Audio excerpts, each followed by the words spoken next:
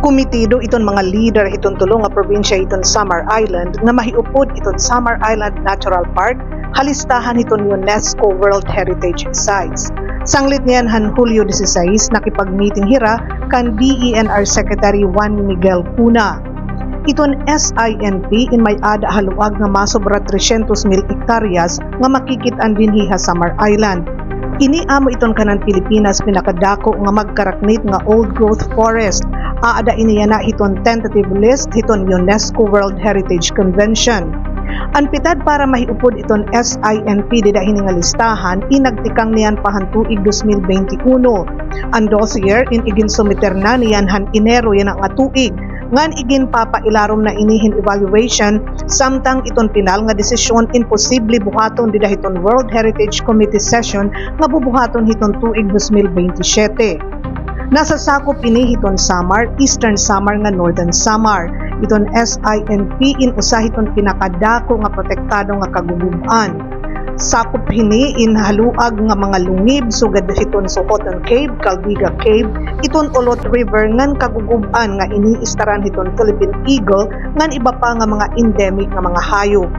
Tinambong didahan meeting hira House Minority Leader man Four-Piece Party List Congressman Marcelino Libanan, Eastern Samar Congressman Shin Gonzales, Governor Shari Antan hiton Samar, 1st District Representative Jimboy Tan hiton Samar, ngan hi Michael Tan iton 2nd District Representative hiton Samar.